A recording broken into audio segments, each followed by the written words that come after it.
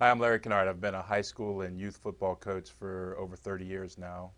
Coached high school right out of college, and then once I had kids of my own, to stay involved with things they were doing, I got involved with coaching youth football. And what I realized was there's really not a lot of difference between how football is played on the high school end or the youth end. Certainly the teams are smaller and the kids aren't quite as big and athletic, but the basic fundamentals and how you approach the game is very much the same. For the past couple years, I've been involved with USA Football. USA Football offers coaches online tools such as a practice planner, a drills library, an online playbook to make your job a little easier when you're working with kids.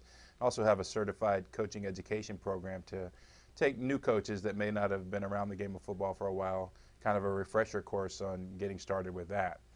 Today we're going to talk about offensive football, and the title of this presentation is A Great Place to Start. For me, this is a great offense to teach beginning players, 7, 8, 9-year-old kids that have never played football before. It's got very simple principles, and I hope you enjoy it.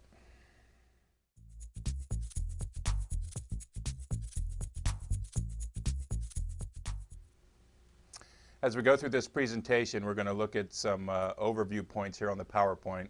Then we're going to pull out a marker and do some whiteboard diagramming to show you some formations.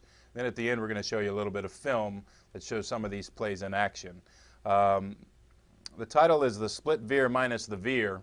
The veer offense was in vogue back in the late 60s and early 70s. It was developed at the college level down in Houston. A lot of high schools ran it for years and years. It essentially is a split backfield with two running backs, a quarterback, and there are a lot of option reads off of that. Other than looking like the split veer, it really doesn't have any of the split veer principles. In other words, we don't ask our quarterback to read the tackle in a 2 technique or the end in a 6 technique or anything like that. We predetermine all our calls and what we're going to run. There's no option to it, but just for the sake of naming it, we do call it the split veer.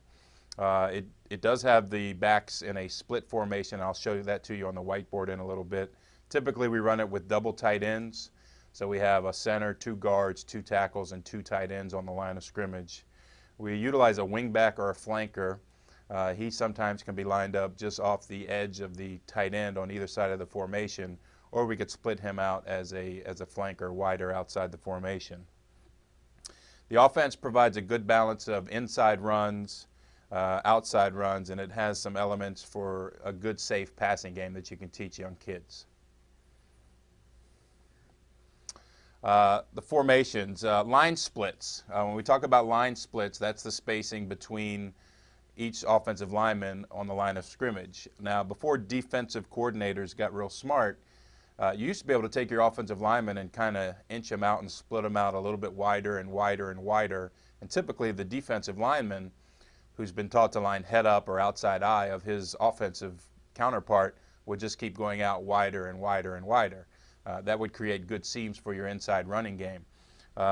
Defensive coaches have gotten a lot smarter, and they've gotten a lot more aggressive, and they don't let their defensive players just keep lining up on the outside eye when a tackle keeps taking them wider.